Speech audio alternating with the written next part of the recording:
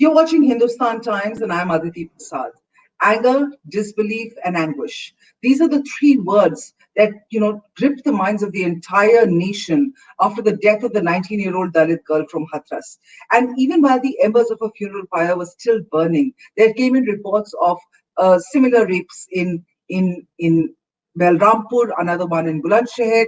And while details are still emerging of these other two cases, the focus is on the stealthy way that the cops hurriedly cremated that child in Hathras in the middle of the night, despite stiff opposition from her entire family. I have with me today Vikram Singh, former DGP of Uttar Pradesh, and Shantanu Gupta, a right-wing ideologue who's also written a book on Yogi Adityanath and his governance. And I have with me these two individuals right now who I really want to talk about. And I first want to come to you, Mr. Vikram Singh. I want to talk to you about how this entire, the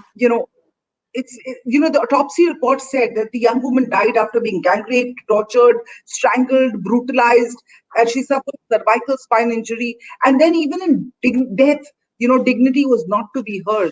She was stealthily cremated by Hathras cops despite, I mean, what kind of cops behave like this? So you're an ex-DGP of Uttar Pradesh, and I really want to ask you this question. Aditi ji, it will bleed anyone's heart if one were to hear these heart-rending stories of police in action. I had expected a lot better, and I would expect them to put their best foot forward.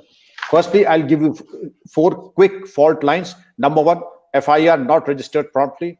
FIRs not registered in the appropriate sections. Statement under 164 not recorded by the police officer. And then an attempt to whitewash the entire episode.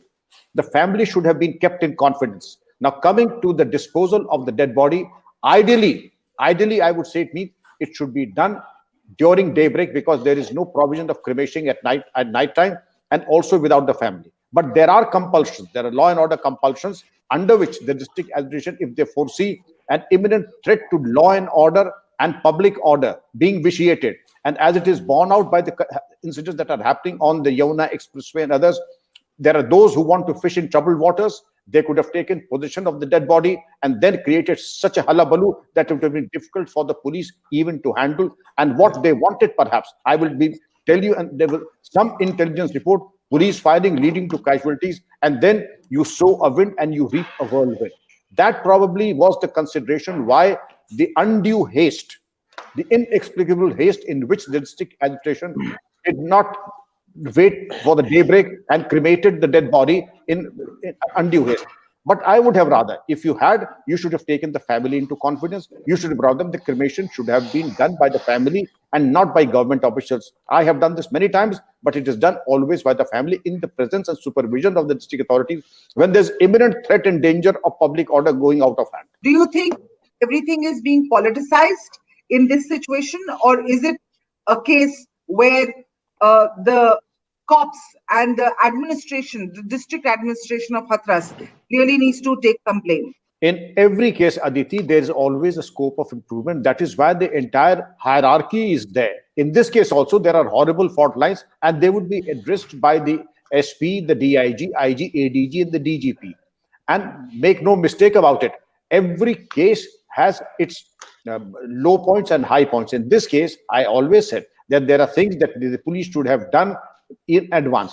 Did they not see the level of undress in which the girl was found? Is it rocket science? It is not that you record verbatim what people say. It is job of the police to ask, do you have anything else to add? Why was the girl found abandoned in a farm and in the state of undress? That was a common question. And again, it was for the police to incorporate the relevant sections in the FIR itself. If it was not incorporated, this is a fault line. The investigation should have been more prompt. Every police station has a disputes register, that is a Vivad register, in which all such disputes are written and they are addressed. This proactive action would have prevented this assault to have happened. But that was not done. There are so many things I could have nailed, which the SIT should know, because the robust and basic on-ground policing is finished. Everybody is out and being on WhatsApp and being on the electronic media, and that has seen the end of robust policing. That is one case. But I do hope that they are taking. But as far as politicization is concerned, I do not belong to any political party, nor have I any affiliation. And I dare say, Aditi, I am not a recipient of anybody's bounties or mercy also. The fact remains that no political party will stop at fishing in troubled waters. Every political party. And as Shantanu said, I very seldom agree with him, but this agreement. Election seems to be something like an arena that is open, and every politician would like to make hay while there is sunshine. And this is one opportunity which no political party would let go.